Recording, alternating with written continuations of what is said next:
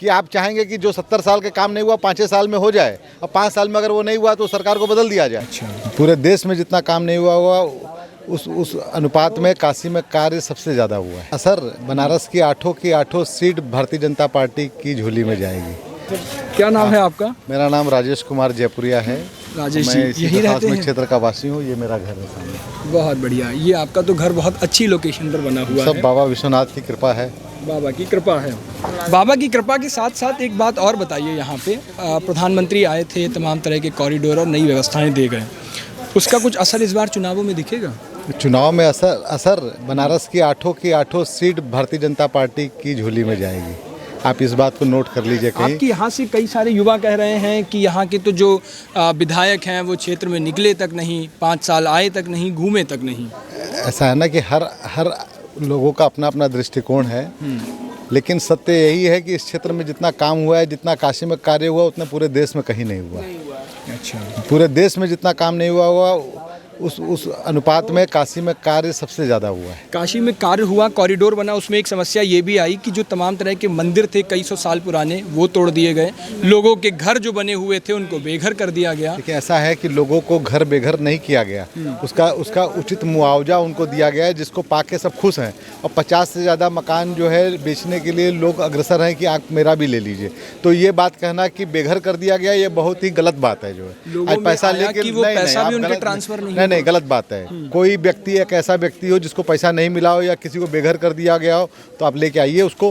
अच्छा। उसको प्रशासन के सामने लेके आइए। झूठ बोलता है वो व्यक्ति जिसने बोलता है पैसा नहीं मिला है वहाँ पे। जो अच्छा, सबको पैसे मिले हैं? सबको पैसा मिला है और यथोचित जो पैसा सरकार दी है उससे सब लेके खुश हैं। और 50 मकान और लोग बेचने के लिए तैयार हैं अगर सरकार लेना चाहे तो। लेकिन सरकार का काम था जितना मंदिर कॉरिडोर के लिए लेना था ले लिया। उनका मकसद किसी को उजाड़ना नहीं है। जो उसके लिए आवश्यक क्षेत्र में जो है जो ज़मीन ज़रूरत थी वो मकान उन्होंने लिया। अच्छा। तो एक समस्या आपके यहाँ से और बताई गई कि ट्रैफिक की सबसे बड़ी समस्या है जो आज तक निरस्तीकरण हुई नहीं। ट्रैफिक की व्यवस्था, ट्रैफिक की जो है समस्या पूरे देश की समस्या है। आज जिस क्षेत्र के अंदर में ट्रैफिक बढ़ जाएगा या सड़कें पुरानी रहेंगी तो वहाँ पे ट्रैफिक की समस्या रहेगी। लेकिन जब उसका निर्माण हो रहा है, आज आप जाके देखिए मैदागिन से जब आप बदौलिया आते हैं, आपको लग रहा है सड़क चौड़ी हुई है, सड़क बनी है। तो जब बनेगी सड़क और जब ट्रैफिक का कंट्रोल होगा तो अपने आप व्यवस्था सुचारू रूप से चलेगी। जो लेकिन अभी हम प्रयागराज के रास्ते बनारस तक पहुंचे हैं। कैसी अनुभूति हुई? हाईवे पे हम पहुंचे आप प्रयागराज से बनारस आए, आपको कैसी अनुभूति हुई? मैं बता रहा हूं, हम जिस हाईवे से आए वो बहुत बढ़िया हाईवे था, लेकिन जब हम बनारस में एंट्री करते हैं तो वो वाली जो सड़क हमें दिखी है रेलवे स्टेशन है कि आप सब कुछ क्या चाहते हैं कि अलाउद्दीन का चिराग है कि जो घिस दे और सब पूरा देश सही हो जाए। अरे निरंतर हर दिन कार्य हो रहा है, जो नहीं हुआ वो आगे होगा, उसके लिए आप परेशान क्यों हो रहे हैं? काम करने वाली सरकार है, काम करेगी, लेकिन उसको समय तो दीजिए। कि आप चाहेंगे कि जो 70 साल के काम नहीं हुआ 5 साल में हो जाए, और 5 साल में अगर वो नहीं हुआ तो सरकार को बदल दिया जाए। ये कौन सी जो है आपकी सोच है? जो आप जैसे 70 साल कह रहे हैं तो लोग इस पर एक बड़े बहस खड़ी कर देते हैं कि आखिर 70 सालों में सब अव्यवस्थाएं हुई हैं, कोई व्यवस्था नहीं। आप बात को ऐसे कीजिए कि जो कार्य आज आप देख रहे हैं वो कार्य 70 साल में क्यों नहीं हुआ? जो कॉरिडोर आज बना है वो 70 साल पहले भी तो 70 साल में भी तो बन सकता था। क्यों नहीं बना? क्योंकि किसी की इच्छा शक्ति नहीं थी कि वो बनाई जाए। जो आज भारत से पूरे देश से पर्यटक और दर्शनार्थी बनारस आते हैं और भाव विभोर होके जा रहे हैं। इसका लाभ किसको मिलेगा? इस बनारस की जनता को मिलेगा, बनारस के क्षेत्रीय लोगों को मिलेगा। आज पूरे विश्व कोरोना से ग्रसित था, लेकिन आज ये मोदी जी की देन थी कि कोरोना का असर भारत में कम हुआ और आज पर्यटन और तीर्थस्थल की वजह से आज यहाँ के लोगों को सबसे कम समस्या है और जगह की अपेक्षा। ठीक है। आज आप कोई भी दुकान देख लीजिए, कोई भी दुकान 50 लाख रुपए से कम की दुकान नहीं है। तो उस योग्य व्यापार कर रहे हैं तब ना नहीं है। कोई उसे पूछे 50 लाख रुपए में अपनी दुकान बेचेगा यहाँ पे?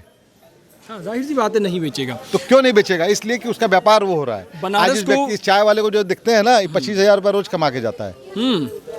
बनारस को पूर्वांचल की राजधानी भी कहा जाता है। बनारस से कई सारे समीकरण सजते हैं। बनारस के बाद पूरे उत्तर प्रदेश की बात करें तो क्या लग रहा है इस बार क्या किसकी सरकार बनने जा रही है? देखिए, ये एकदम तय है कि उत्तर प्रदेश में भारतीय जनता पार्टी पूर्ण बहुमत से सरकार बनाएगी, इसमें कोई भी संदेह नहीं है। कोई भी चाहे कितना भी लोग, महंगाई बेरोजगारी ये मुद्दे देखिए, महंगाई और बेरोजगारी, इसके पहले क्या महंगाई नहीं थी? आज जो 5th पे कमीशन, 6th पे कमीशन, 10th पे कमीशन जो आप लेंगे तो ये किस लिए लेते हैं? क्यों महंगाई बढ़ रही है इसलिए ना आपकी सैलरी बढ़ती है, तो महंगाई नहीं बढ़ेगी। तो क्या आप जो सैलरी आपकी बढ़ती है वो किस लिए बढ़ती है? महंगाई बढ़ गई इसीलिए। तो फिर महंगाई, एक तरफ आप सैलरी भी बढ़ाएंगे, एक तरफ महंगाई का रोना भी रोएंगे। ठीक है, महंगाई बढ़ती है। आज जो इंटरनेशनल जो सिचुएशन चल रही है उसमें तेल के रेट बढ़ेंगे तो महंगाई अपने आप कुछ ना कुछ बढ़ेगी। लेकिन इन सब चीज़ों के लिए कोई सरकार दोषी नहीं है कि सरकार दोषी है। अनएम्प्लॉयमेंट एक बहुत बड़ा इशू है जब नए यूथ बात करते हैं। देखिए, अनएम्प्लॉयमेंट की जहाँ तक बात है, इस सरकार ने जितने लोन लोगों को दिए हैं, लोन लेने वाले लोगों ने व्यापार करने के लिए ही तो लोन लिया है, तो वो अनएम्प्लॉयमेंट की कैटेगरी में तो आते नहीं है। और आप एम्प्लॉयमेंट किसको बोलते हैं? सरकारी नौकरी को कि रोजगार को बोलते हैं? रोजगार करने के लिए लाखों लोगों को सरकार ने लोन दिया है, लाखों लोगों ने जो है अपने अपने स्वरोजगार चालू किए हैं, उसके लिए सहायता सरकार से लिए। क्या वो रोजगार नहीं है? आप क्या सरकारी नौकरी की बात करते हैं? आज सरकारी नौकरी के अंदर में सरकार कहाँ से पैसा लेके आएगी? सबको सरकारी नौकरी चाहिए तो। और सरकारी नौकरी के लिए भी जो है आज भर्तियां जो है जो सरकार देती है उसके माध्यम से जो लोग जाते हैं वो जाते ही हैं। ऐसा थोड़ी है कि सरकार सरकारी नौकरी व्यवस्था होनी चाहिए कि व्यवस्था ही नहीं होनी चाहिए? देखिए, सरकारी नौकरी की व्यवस्था क्यों नहीं है और क्यों नहीं होनी चाहिए और क्यों नहीं है? सर बिल्कुल है। आज आप देखिए, प्रधानाचार्य पद के लिए जो है नियुक्तियां हुई और पदों के लिए भी नियुक्तियां हुई। आज जितने भी जो है सेना के अंदर में नियुक्तियां होती हैं, जो योग्य व्यक्ति होंगे वो अपने आप अपने योग्यता अनुसार जो है नौकरी पाएंगे। लेकिन सड़क पे खड़े होकर के कि नौकरी नहीं है तो नौकरी तो इस तरह नहीं मिलेगी ना। उसके लिए योग्यता हासिल कीजिए पहले। सरकारी नौकरी के लिए योग्यता चाहिए। सामान्य नौकरी के लिए आप बिना योग्यता के भी आप नौकरी कर सकते हैं, तो आप बिना योग्यता के सरकारी नौकरी चाहिए। लोग बहुत योग्य होते थे, अब बिल्कुल ही अनुपयोगी हो गए, मतलब योग्य रहे नहीं। बात आप क्वेश्चन इस तरीके से मत कीजिए कि पहले योग्य थे। पहले की सरकारों ने कितनी नौकरियां दी? आपके पास है कागज उसका जो है किस किस क्षेत्र में कितनी नौकरियां सरकारों ने दी और किसको दी है, और उसके लिए कौन जो है उसके लिए योग्यता थी, क्या योग्यता थी? आपको कुछ पता है इसके विषय में? नहीं, आप केवल प्रश्न करते हैं कि नौकरी की बात करते हैं जो। लेकिन आज इस देश के अंदर में आप जो यथार्थ आपको जहाँ तक जानकारी नहीं, मैं बता दूं, ये कांग्रेस के समय से जिन लोगों को टिकट दी जाती है वो एक वर्ग है, उनको ही टिकट देना। आज उसी तरीके से समाजवादी पार्टी ने उन्हीं के लोगों को, जो बचे हुए लोगों को टिकट देना। आज पूरा का पूरा जो है देश, आज हमसे बात होती है, जब आज और लोगों से बात होती है तो नौकरी की और जो विकास की बात होती है। लेकिन आज जब आज कांग्रेस और सपा की बात आती है तो वो एक वर्गीय होकर के, एक पक्षी होकर के एक धर्म के लिए कार्य करते हैं। उनसे जाके पूछे कि कितना विकास किया और कितनी नौकरियां दी हुई हैं। अच्छा, आपने कांग्रेस का पहले आप ये पूछिए, पहले आपने उनसे पूछा कितनी नौकरियां उन्होंने दी और कितना विकास किया है? सभी पार्टी के सभी प्रत्याशियों से इंटरव्यू लेते आपको क्या महसूस होता है कि आप नहीं समझे? आज आप 20 साल तक यहाँ सपा बसपा का सरकार रही, उन लोगों ने कितना कार्य किया और कितना कार्य इस सरकार में हुआ है, इसका कभी आकलन आप लोगों ने किया है? हम जब युवाओं से बात करते हैं तो इस सरकार के प्रति उनकी जो नाराजगी है वो जाहिर तौर पर हर बार दिखती है। नाराजगी तो नहीं समझे, कैराना से कवर करते हुए आप बनारस तक पहुंच चुके हैं। आप किससे पूछते हैं? मैं भी युवा हूँ, मैं तो नाराज नहीं हूँ। आप किससे पूछते हैं उस पर डिपेंड करता है ना कि नाराज कौन है। आप किसी विशेष पक्ष के लोगों से पूछेंगे कि आज वो नाराज है कि नहीं है, तो हो सकता है उसकी नाराजगी हो। कितनी वर्ष की उम्र है? कल भी आप यहाँ पे बैठ करके जो है आप दे रखे थे, तो आज जो आदमी जो बीजेपी का विरोधी है, घोर विरोधी है, आप जब उनसे पूछेंगे तो क्या बोलेगा वो? नहीं, हम तो बनारस में आ जाए, हमें क्या पता कौन विरोधी? हमें ये भी नहीं पता था। बनारस में देखे कुत्ता कितना ऊंचे पर बैठा है। हमें ये भी नहीं पता था कि कौन कितना विरोधी है, कौन कितना समर्थन है। क्या नाम है? धर्मराज गुप्ता। धर्मराज जी क्या करते हैं? बेंगल की शॉप है। बेंगल की शॉप, रेहड़ी पटरी पे लगाते हैं। कुछ व्यापार में मुनाफा हुआ है? मुनाफा तो हुआ है भाई, व्यापार करेंगे तो मुनाफा नहीं होगा। अच्छा, कई सारे व्यापारी बता रहे हैं कि कुछ समय जब से जीएसटी और ये सब आ गई, व्यापार बहुत चौपट हो गया। व्यापार चौपट नहीं हुआ है, व्यापार कम हुआ है। चौपट किसको कहते हैं? अब हाईटेक ज़माना है, ऑनलाइन का ज़माना है। अब आप ये पहले सोचिए कि पहले लोग डोर टू डोर जाके या शॉप टू शॉप जाके परचेस करते रहे। अब लॉकडाउन ने हमको ये सिखाया है कि हम घर बैठे भी परचेस कर सकते रहे। तो आप ऑनलाइन भी बिक्री करते हैं? अभी तो नहीं, लेकिन हमारा एक और शॉप है, वो लोग ऑनलाइन से ज्वाइंट है और आने वाले समय में हम भी ऑनलाइन से ज्वाइंट होंगे। तो ऑनलाइन में ज़्यादा मुनाफा है या फिर ऐसे ज़्यादा मुनाफा? मतलब ऐसे बिजनेस ज़्यादा तेज़ी से चलता है, ऑनलाइन तरीके से ज़्यादा तेज़ी से चलता है? नहीं, बिजनेस तो ऐसे ही ज़्यादा चलता है, ऑनलाइन से नहीं चलता है। और व्यापार कम होने का केवल एक कारण है, मार्केट में नंबर 2 का पैसा नहीं है। डीमोनेटाइजेशन होने से, यानी नोटबंदी होने से जितने भी नंबर 2 के पैसे थे सब खत्म। अगर बड़े वर्ग के पास पैसा है तो वो उनका गिना हुआ धन है जो निकालना नहीं चाहते हैं। पहले क्या नंबर 2 का होता रहा तो अपने छोटे को देते रहे, स्टाफ को देते रहे, अपने नीचे को देते रहे। वो जब पैसा सर्कुलेट होता रहा पूरे मार्केट में तो आदमी जब एक चीज़ खरीदने जाता रहा, एक शर्ट खरीदने जाता रहा तो 4 शर्ट खरीदता रहा। एक बैंगल खरीदने जाता है, औरतें आती रही, महिलाएं घर की, तो 4 खरीदती रही। अभी क्या है कि कैलकुलेट सब पैसा है। कोरोना काल भी मंदी का एक बहुत बड़ा कारण है। आप ये सोचिए कि नोटबंदी के बाद जीएसटी में हालांकि सुधार हो रहा है, लेकिन जीएसटी में लोग भ्रमित हो गए। हालांकि बड़े वर्ग जो समझ रहे थे उन्होंने अपना तुरंत जीएसटी कराया और जीएसटी से माल मंगा रहे हैं, उनको लाभ है। अब तो जीएसटी का रिफंड भी मिल रहा है।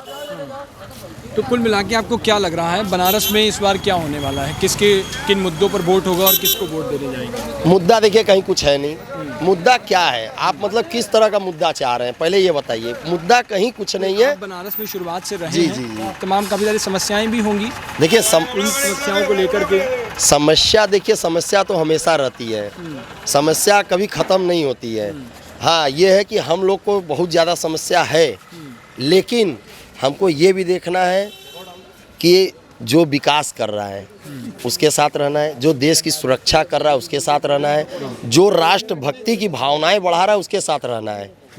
सबका साथ सबका विकास वाला बात हो रहा है तो मैं उसके साथ रहूं, या जो आदमी नकारात्मक बातें करके और आदमी को भ्रमित करके। कौन नकारात्मक बातें कर रहा है? अब आप देख लीजिए विपक्ष में बहुत तमाम तरह के लोग हैं। मैं किसी पर्टिकुलर, मैं देखिए आम जनता हूँ, मैं ऐसा कोई ये बात नहीं कहना चाहता हूँ या ऐसा कोई वो नहीं करना चाहता हूँ कि मैं आम जनता हूँ। मुझे बीजेपी, सपा, बसपा, कांग्रेस, पंजा इससे मतलब नहीं है, क्योंकि हम ये देख रहे हैं कि जो आदमी सही काम कर रहा है, सही काम अगर होता है तो आदमी को तकलीफ भी होती है।